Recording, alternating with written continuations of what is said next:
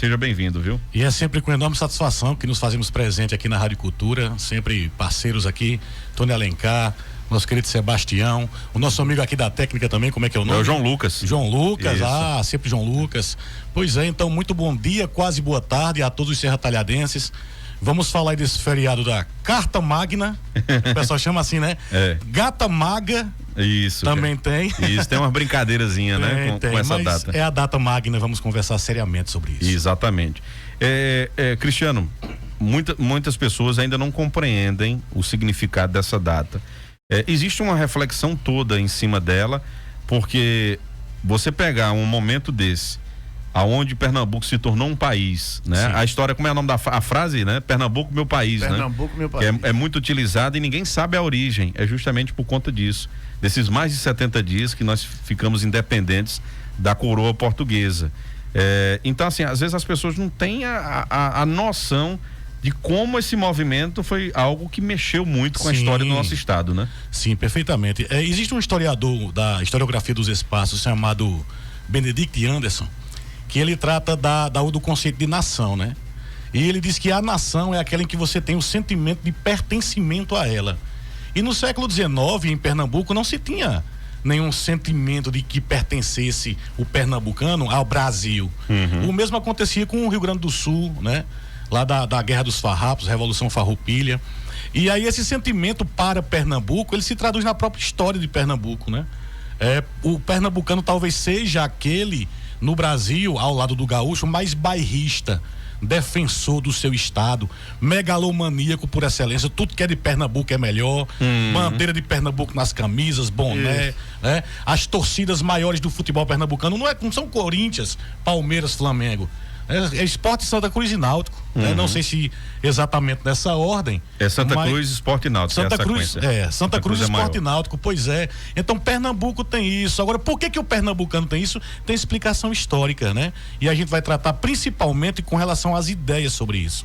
Mas a nacionalidade é o eixo pelo qual se dá o que a gente pode chamar de pernambucanidade, né? O sentimento de que Pernambuco é o nosso país. Isso é extraordinário. Essa fala que você traz é interessante demais, né?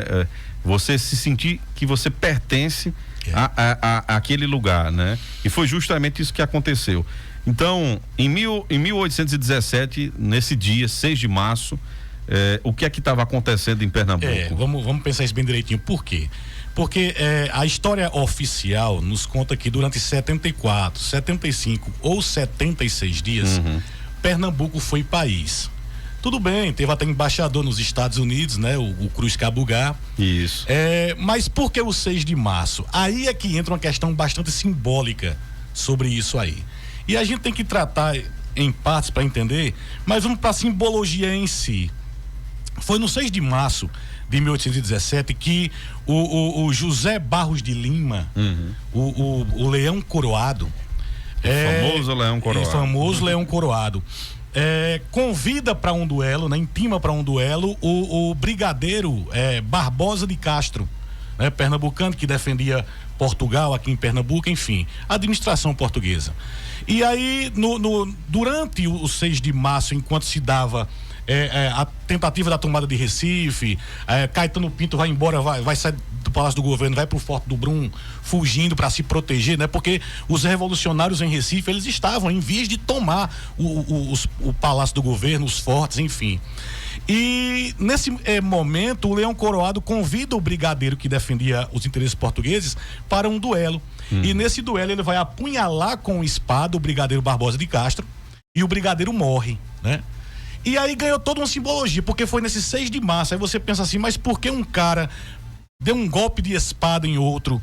É o processo revolucionário? Não é o processo revolucionário nisso, mas é um emblema, uma marca, um carimbo, que simboliza o seguinte: aqui em Pernambuco, a noção, a ideia de república está ligada justamente à espada, por conta do Leão Coroado ter espadado o brigadeiro Barbosa de Castro. Então seria o seguinte: o Barbosa de Castro representaria o absolutismo português, né? Aquele governo autoritário em que o rei é tutor da sociedade, é quem é inquestionável no poder. E o cobrador de impostos. O cobrador de impostos principalmente, vamos até falar sobre isso daqui a pouco. E que a espada do leão coroado é aquela que libertaria o povo pernambucano ou o povo brasileiro, vale o debate também sobre isso, desse jugo português. Então na simbologia da espada atravessando o brigadeiro Barbosa de Castro que a República de Pernambuco nasce enquanto símbolo da espada derrubando o absolutismo. Olha aí, isso eu uma certa vez eu li, Cristiano, e aí eu não, claro, nada melhor do que uma base como a sua para nos tirar essa dúvida.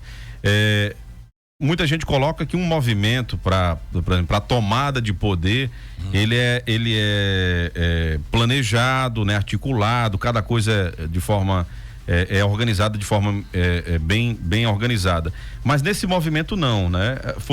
Vamos dizer assim, foram fatores que foram acontecendo. Teve o camarada que matou o outro com espadada. Isso. E aí depois foram acontecimentos de forma em cadeia, né? Isso. Que foram levando até essa tomada total, perfeito. Né? E até o envolvimento da própria população mais pobre de Recife, que através dos maracatus acabaram se envolvendo em toda essa questão. Vamos voltar um pouquinho na análise, Tony, para o seguinte: é importante o ouvinte pensar que Pernambuco, desde o início do nosso processo colonial, Sebastião, Pernambuco foi a capitania mais próspera, mais lucrativa, mais rica. Então a elite de Pernambuco estava acostumada com toda a pompa que a colonização brasileira lhe oferecia. Então, se você pensar nas 15 capitanias hereditárias, o primeiro donatário de Pernambuco foi Duarte Coelho, né? Duarte Pereira Coelho. E ele fazia com que a elite, os fazendeiros de Pernambuco, fossem os ricos de toda a colônia, de toda a colônia portuguesa. De modo que Pernambuco acumula muito prestígio econômico e social durante o século XVI, XVII. De tal modo que desperta para que os holandeses invadam Pernambuco a partir de 1630, né? Então, 1630 a invasão de Pernambuco, isso vai durar até 1654. No ano de 1654, nasce um Pernambuco, aquele leão do norte, aquele Pernambuco aguerrido, porque é quando a própria elite pernambucana vai voltar à sua aliança com os interesses portugueses que estavam em Salvador e expulsam os holandeses. Isso é a insurreição pernambucana de 1654, que era uma das possibilidades de data magna, quando lá o governo do Eduardo Campos pede que a população faça uma votação na internet e escolha qual é a data magna. Insurreição pernambucana, a Revolução, até a Confederação do Equador, claro, também, perfeitamente. Né? E aí vai vencer a Revolução de 1817, mas essa de 1654 estava também na votação. Mas ela é importante porque a partir de então nasce um Pernambuco, inclusive pretensamente defensor de um Brasil. Seria em Pernambuco, portanto, a origem de uma ideia de brasilidade. A elite pernambucana, né, expulsando os portugueses daqui. Mas o que é que causa? Atenção, os ouvintes, para isso. A expulsão dos holandeses de Pernambuco causa a primeira grande crise econômica sentida muito fortemente pela elite de Pernambuco. Foi a crise do algodão. Desculpa, a crise do açúcar. A crise do açúcar. Por quê? Porque os holandeses levam o cultivo da cana-de-açúcar que eles aprenderam em Pernambuco para as suas colônias nas Antilhas, na América Central. E aí eles são aqueles que vendem na Europa, e Pernambuco, que agora não é mais o eixo pelo qual se dá a produção que os holandeses lucravam na Europa, Pernambuco deixa de ser, Pernambuco vive uma crise, quem vive a crise é a elite de Pernambuco. Então ele já começa essa elite a buscar formas de reaver situações de prestígio. Primeiro a perda do prestígio econômico, né? Que vai seguir posteriormente no século XVIII, XIX, porque Pernambuco também ganha notoriedade com o algodão. Que eu até me enganei agora há pouco, né? Troquei algodão por açúcar, sim. Mas é agora. Quase que vira um algodão doce. É verdade. Mas agora é que vem a crise do algodão, porque no século XIX, Pernambuco, a elite pernambucana, os ricos, vão viver a sua segunda grande crise econômica da história, que é justamente a crise do algodão, aonde Aqui na América, os Estados Unidos produzindo algodão nas suas colônias do Centro-Sul. E aí tomando muito o mercado consumidor da elite de Pernambuco, né? E na Europa, os ingleses vendendo o algodão que eles produziam nas suas colônias, na Jamaica, na África, isso no século XIX. Aí você vê, a elite de Pernambuco, que desde o século XVI era primeiro lugar em tudo, agora começa a viver, né, crises. Crise do açúcar, século XVII em diante, século XVIII. Crise do algodão, século XIX. E aí a gente para nesse século XIX com o seguinte ponto. 1806, Napoleão Bonaparte está com suas questões lá com a Inglaterra para serem resolvidas e determina: todo país que continuar mantendo relações diplomáticas com a Inglaterra, nossos inimigos, nós vamos invadir. Portugal tinha relações diplomáticas com a Inglaterra, manteve as relações. E foi de encontro à determinação de Napoleão. De Napoleão Bonaparte. Napoleão Bonaparte cumpre o prometido e vai invadir Portugal. Na invasão de Portugal, o próprio parlamento britânico, a burguesia inglesa, já pensando na independência da América, né, do continente americano, principalmente nessa parte sul, influencia os portugueses a se retirarem com sua corte, cerca de 15 mil pessoas. A corte portuguesa, né? Arrasta com a nobreza tudo, vem pro Brasil. Transfere pro Brasil isso. E eles vão pro Rio de Janeiro. Aí, o que é que Pernambuco tem a ver com isso? 15 mil pessoas chegando no Rio de Janeiro, essas pessoas precisam ser sustentadas pelos cofres públicos. Então, aumenta-se os impostos no Brasil. Para as capitanias hereditárias. É isso, para sustentar essa corte e esses nobres que estão no Rio de Janeiro. Certo? O que é que vai acontecer? Pernambuco, que já vinha com crise do açúcar histórica, crise do algodão histórica e agora aumento dos impostos, significava a gota d'água. Não, a gente não quer mais a administração portuguesa aqui. Aí entra o debate de ser a Revolução Pernambucana separatista ou não. Porque é verdade que a ideia era, se nós iniciarmos o processo e tivermos aqui a adesão de outras províncias, Rio Grande do Norte, Paraíba, né? Se a gente tiver essa adesão, acaba se transformando numa independência do Brasil. Mas se não tiver essa adesão, que seja a de Pernambuco, a independência de Pernambuco. Então esse movimento nasce por conta dos interesses da elite pernambucana, os fazendeiros, portanto, aliada ao que a gente vai chamar de elite intelectual. Porque é importante a gente frisar que existe na nossa história um grupo que é a elite econômica, e existe uma elite intelectual. Observe nas leituras sobre a Revolução Pernambucana de 1817 que tem assim: advogado, juízes, promotores, padres, os membros da maçonaria, são pessoas sempre ligadas a uma intelectualidade europeia, das filosofias europeias, das ideias de liberdade, igualdade e fraternidade, que Napoleão Bonaparte no discurso representava isso, né? Isso, porque são ideais da Revolução Francesa. Da Revolução Francesa. Aí tem uma coisa interessante a se pensar com relação aos portugueses em Pernambuco. Olha a propaganda. Os portugueses chegam aqui no Brasil em 1808, correndo de quem na Europa? De Napoleão Bonaparte. E quem é Napoleão Bonaparte? O defensor dessas ideias que a gente defende aqui. Então, por uma espécie de naturalidade que não é natural, mas uma espécie de naturalidade dos eventos, Pernambuco acaba se alinhando às ideias de Napoleão, que não eram de Napoleão, mas ele tinha essa representatividade. Então, se a coroa portuguesa está fugindo de Napoleão, então eles também são nossos inimigos. Porque nós estamos alinhados à liberdade, igualdade e fraternidade, que inclusive tem início, uma apropriação francesa, mas consegue seus primeiros resultados aqui no continente americano, quando a partir do ano de 1776 vai acontecer a independência dos Estados Unidos da América, né? 1776, o 4 de julho deles lá, a independência, e 1787 a primeira Constituição, que tem toda aquela ideia da liberdade, que é base para se montar inclusive a de Pernambuco, de 1817. Então tem toda essa questão das ideias por trás do movimento. E se tem uma coisa que até hoje ninguém quer, pagar impostos demais, né?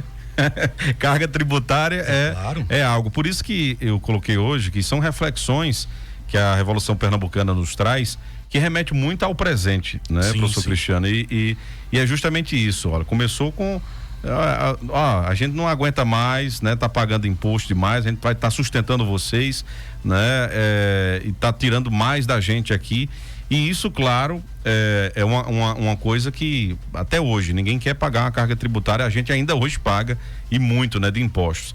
Uma coisa que você colocou, eu acho que a gente pode até trazer no intervalo, para a gente ir para o intervalo bem rapidinho, em relação a a questão intelectual, conhecida também como Revolta dos Padres, e a questão da importância do Seminário de Olinda, né? A gente não tinha em Pernambuco até então nenhum tipo de universidade. Quem quisesse estudar no Brasil tinha que procurar a Europa, né? Procurar a Europa. Isso, e depois voltava com todo o conhecimento. E Pernambuco não tinha, né?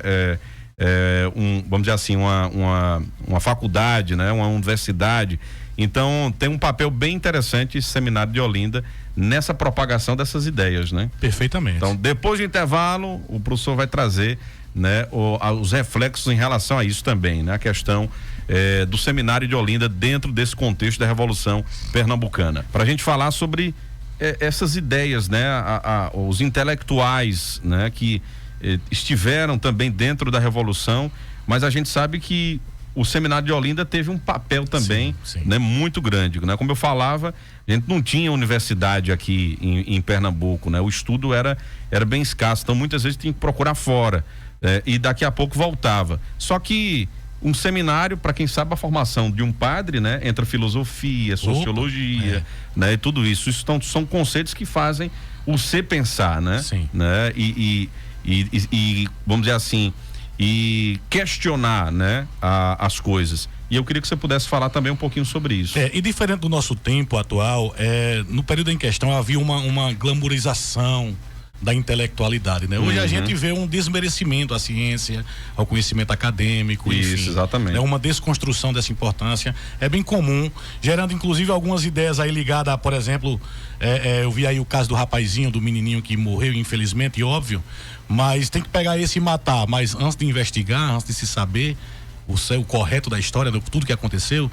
Então, todas essas ideias que a gente vive hoje no nosso mundo atual é filho dessa falta do conhecimento, né, acadêmico, das filosofias, dos pensamentos, dos principais clássicos da construção do conhecimento humano. Enfim, em se tratando disso, o Seminário de Olinda, ele formava os principais padres do Brasil na época. E a gente tem que falar que todo o processo de conhecimento, de intelectualidade, nascia na Europa. E de duas formas, esse conhecimento, essas filosofias, esses pensamentos ou ideias chegavam até a gente aqui. De duas formas. Primeiro, quando os filhos da elite iam para a Europa estudar.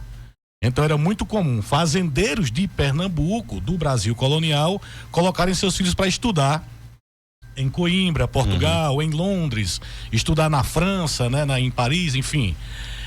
E a segunda forma, e que foi bem comum no nosso caso, foi por tabela, por influência dos Estados Unidos da América.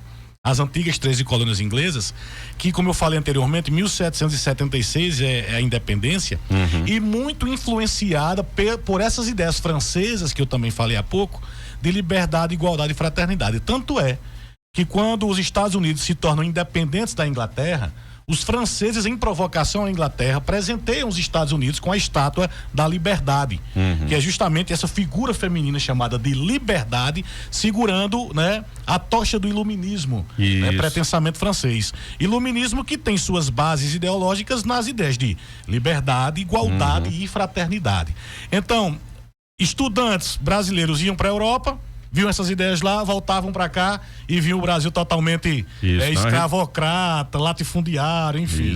Né? E reproduziam essas ideias aqui. Vão se tornar jornalistas, advogados, promotores, juízes, médicos. É o caso do José Maciel. Nós temos o Domingos. O amigo de Tiradentes, né? Sim, lá em Minas Gerais. Lá em Minas Gerais, que também trouxe esse conhecimento. E aqui em Pernambuco, o Domingos José Martins, que era, veja só, comerciante em Pernambuco, líder da Revolução Pernambucana e havia estudado grande parte da sua vida em Londres. Então imagina, o cara estuda na Europa, tá fervendo ali com liberdade, igualdade, fraternidade, inclusive a liberdade aos escravos, aí chega aqui no Brasil, você vê escravo apanhando no lombo. Então aquilo parecia para eles algo muito ultrapassado, para essa juventude, né? Que inclusive filhos da elite econômica, tem muito disso. E a outra forma, através dessa influência dos Estados Unidos, porque quando os franceses influenciam na Revolução Americana, esse Estados Unidos que nasce começa a neutralizar a influência inglesa no restante do continente americano, e eles vão começar a influenciar no sul da América, inclusive no Brasil. Então você tem essas ideias chegando através da mídia, através os jornais da época, e essas ideias vão chegando aqui. Mas no caso da Revolução Pernambucana, tem 2 grupos de intelectuais líderes nisso aí: os padres, é por isso que é chamado de revolta também, ou Revolução dos Padres, e a maçonaria. A maçonaria moderna, que também é filha desses ideais iluministas de liberdade, igualdade, fraternidade. Isso está na bandeira da maçonaria, né? Isso. Então essas ideias estavam ali, aí Pernambuco fervia dessa forma. De modo que, a partir dessas ideias sendo compartilhadas, você juntaria ali uma elite econômica aliada ao interesse, né, de uma elite intelectual que queria que essas ideias se reproduzissem ainda mais na América. Você tinha uma influência da Inconfidência Mineira, do próprio Tiradentes, né? Isso. Que ainda não tinha importância histórica, isso é bem verdade, mas aquelas ideias já estavam, né, passeando pelo Brasil, com uma espécie de espírito do novo mundo que se construía a partir do século das luzes, que ficou conhecido esse século XVIII.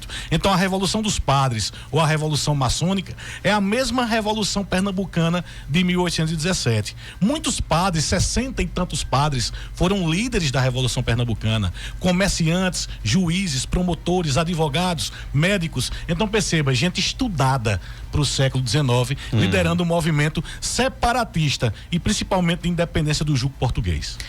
Infelizmente não terminou bem, né? A 70, alguns colocam até 77 dias, né? Nisso a gente foi criada a bandeira, né? A bandeira de Pernambuco atual é essa, a revolucionária. Isso, a revolucionária tem umas estrelas a mais. Que era justamente porque teve uma adesão de... Eram 3 estrelas inicialmente: isso. Pernambuco, Rio Grande do Norte e Paraíba. Isso, que tinham aderido também. Aí onde entra, né, até descobri, brinca aqui muito com o Sebastião, eu descubro através da minha árvore genealógica que minha descendência vem justamente de Bárbara de Alencar, que também lutou. É verdade. E os filhos dela também, 2 filhos, né, ela brigou também, entrou também na briga da Confederação do Equador, a exemplo do Frei Caneca, enfim. Então, tem até uma mulher que até então não tinha tanta essa, como é que eu posso dizer, esse espaço aberto para também colocar suas opiniões e de bater de frente com o sistema, né? Sim. Então a gente teve até isso também dentro do movimento, né? Conforme você falou no início, quando os eventos vão acontecendo no Recife, isso vai nascendo faz com que surja uma cobrança ainda maior por novas adesões. Então veja, por exemplo, grande parte desses líderes de Recife viajaram ao interior das províncias buscando apoio, como por exemplo da própria família Alencar, né? Aqui no interior do Ceará, Pernambuco, nas proximidades de Exu, né? E também ao norte, Goiânia, né? Isso. O próprio Rio Grande do Norte, a Paraíba. Goiânia, gente, não confundir com Goiânia, né? É isso. Goiânia é Mata Norte de Pernambuco. Então, essa busca de apoio chegou ao ponto do Cruz Cabugá, né? Porque os Estados Unidos já tinham embaixada no Recife, em virtude de que tinha comércio entre Estados Unidos e Recife, né? E o Cruz Cabugá vai com uma generosa quantia em dinheiro até os Estados Unidos comprar arma e buscar apoio. Entre esses apoios estava a possibilidade de eles aproveitarem a oportunidade da Revolução Pernambucana e mercenários libertarem Napoleão Bonaparte, que estava preso na ilha de Santa Helena, Sebastião. E libertando Napoleão, ele viria para Pernambuco e depois para Nova Orleans, lá o Nova Orleans, né? Nos Estados Unidos. Então tudo isso é envolvido no mesmo bojo das ideias de liberdade, igualdade e fraternidade. Então quando o Leão Coroado vai mirar o único canhão que os revolucionários de Recife tinham para o Forte do Brum, que ele racha o portão do forte e o forte fica à mercê dos revolucionários, eles aguardariam, portanto, a represália do governo português. Agora o Dom João VI, né, que estava no Brasil, então era um governo brasileiro, um governo da União Ibérica. E Dom João VI, ele foi implacável. O Conde dos Arcos, que havia sido vice-rei, né, de Portugal aqui no Brasil, lá de Salvador, ele tentando adquirir ainda mais prestígio político, ele vai liderar um movimento para isolar o Porto de Recife e matar a população de Recife de inanição. Ou seja, nada chega mais ao Recife, vindo de nenhum lugar, porque o Porto tá isolado. Então, nessa tentativa de buscar apoio nos Estados Unidos, demorou demais, não deu tempo. Nesses 74, 75 dias, foi o período em que Dom João VI consegue, né, acabar com o movimento, prender as lideranças, uma a uma as lideranças foram sendo presas. Aí você pergunta, o professor... E fuziladas também, né? Fuziladas, cara, a situação do Leão Coroado, né? Que é o Domingos, o José de Barros, né? Ele foi enforcado, esquartejado, cortado pés e mãos e arrastado pelas ruas do Recife para servir de exemplo. Foi um dos principais líderes. O Frei Caneca e o Frei Miguelinho, nesse primeiro momento eles têm um perdão com algumas punições e mais tarde, em 1823, então 6 anos depois, né, 6, 7 anos, eles também estão na Confederação do Equador, um outro movimento separatista também, que aí cabe uma outra história. Mas aí quando eles são presos na Confederação do Equador, aí não tem mais o perdão, né? É como vocês são reincidentes. Isso. Aí o Frei Caneca vai ser também fuzilado, enfim. Isso. Foi o que aconteceu com os revolucionários de Pernambuco em 1817 e nos anos seguintes à Revolução. Para a gente fechar, professor Cristiano, é aí onde entra a parte que é importante para a população também, que é a reflexão. Hoje em dia a gente não tem mais, vamos dizer assim, ninguém dando a sua própria vida por uma causa. E nós tivemos várias pessoas que deram a vida, claro, com seus interesses, como a história coloca, como o professor colocou, interesses econômicos, estava pagando impostos demais, a ideia do Brasil ser um país naquela época favorável à monarquia, a tudo se concentrar com o rei, e a questão também da escravidão, então, e que era diferente das ideias, né, de quem vivia em Pernambuco. Mas a gente percebe hoje que não tem mais esse perfil de pessoas que dão, como a gente costuma dizer, não, fulano deu sangue pela causa, né? Isso é uma reflexão que fica, né? Hoje a gente tem percebido que dificilmente tem acontecido algo assim, né? Ao longo do tempo. Uma frase de Cazuza, numa das músicas famosas dele, que diz assim: os meus heróis morreram de overdose. Isso. E os meus inimigos estão no poder. Essa overdose que os meus heróis que ele fala é uma overdose de ideias, né? Então as ideias faziam esses ditos heróis, não necessariamente heróis como a gente imagina, né? O pessoal até interpreta de forma equivocada o conceito de herói aí, mas se você escolher um determinado vertente para se pensar, são heróis nesse aspecto, porque acreditaram numa ideia do início ao fim e não se venderam por nenhuma outra situação, né? O próprio Tiradentes, que isso foi uma frase atribuída a ele, mas que era muito utilizada nos que morriam na guilhotina da Revolução Francesa. Se 10 vidas eu tivesse, 10 vidas eu daria. E tinha esse pessoal que daria as 10 vidas se 10 vidas tivesse. Agora o que acontece? Por que hoje a gente não vê mais? Porque nós vivemos numa sociedade do espetáculo, das mídias, das redes. As pessoas querem mais aparecer e aparentar que sabem, que fazem alguma coisa, do que propriamente fazer ou saber, né? Então nessas aparências... Ser e fazer totalmente diferente, né? É totalmente diferente. Então nessas aparências da sociedade atual é que a gente vai encontrando as explicações. Por que antes nós tínhamos essas lideranças e hoje a gente não tem mais? Porque principalmente a gente não lê, a gente não vai buscar ideias, a gente não defende ideologias, né? A ideologia está se acabando. Você ser o defensor de um conjunto de ideias que você se identifique. Não, eu me identifico com isso. Eu gostaria de um mundo assim. Então essas ideias são as minhas e eu vou fazer parte de determinado grupo que vai lutar por essas ideias, ainda que essas ideias sejam utópicas, né? Porque é justamente através dessas utopias que a gente caminha na busca da realização dessas ideias. Então as ideologias que não estão sendo mais, não amparam mais na sociedade atual. Uma coisa que o professor falou, e isso é extraordinário, né? Eu compartilhei um vídeo ontem, né, no Instagram, uma matéria bem antiga, né? A uma repórter perguntando, você tem um hábito de ler? Leio bastante. Quantos livros? Eu leio 6 por mês.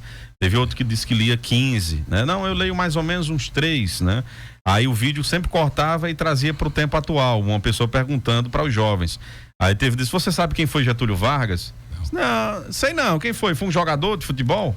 Né? Então assim, gente, é claro e nítido que a gente vive hoje uma sociedade, e o professor falou isso durante aqui a entrevista, né? Que está se colocando a educação e muitas vezes a graduação, né? A formação acadêmica de lado, menosprezando. E aí você se deparar com uma pessoa não saber quem foi Getúlio Vargas, né? De você fazer perguntas de cunho da nossa história brasileira e a pessoa não saber, um jovem que está estudando não saber. Então assim, é algo absurdo, né? E entra muito dentro dessa sua reflexão. Perfeito. Né? E tá faltando isso, tá faltando mais as pessoas se interessarem mais pela educação. Existe uma coisa no mundo, qualquer coisa, você tem uma casa, você tem um carro, você tem uma propriedade, alguém pode chegar e pode tomar de você, o governo pode ir lá e tomar. Isso. Né? Agora tem uma coisa que ninguém toma, se chama conhecimento. Conhecimento, duvida alguém tirar de você? Maravilha. Não tira. Professor, obrigado demais por ter vindo, é sempre bom, né? Eu tenho certeza que nossos ouvintes nesse feriado aproveitaram para refletir bastante aí sobre o que está por trás toda essa história do 6 de março. Eu que agradeço, muito obrigado à Rádio Cultura e aos ouvintes, uma excelente continuidade aí de 6 de março, representando 1817, Revolução Pernambucana, a nossa data magna. Isso. Então, um bom feriado a todos. É data máxima, viu, gente? Magna quer dizer que é a máxima, a mais data importante. No país de Pernambuco. No país de Pernambuco. Exatamente. Professor, um abraço, viu? Obrigado mais uma vez. Já sabe, qualquer coisa eu lhe aperrei de novo, viu? Por favor, faça isso, eu venho com todo prazer. Muito bem, um abraço aqui pra Fábio, minha contemporânea de escola também, né? Tá aqui. Deixa eu aproveitar a oportunidade de mandar um cheiro aqui pra Davi Inácio, que tá ouvindo a gente. Davi Inácio, cheiro muito bem. Valeu, muito bem.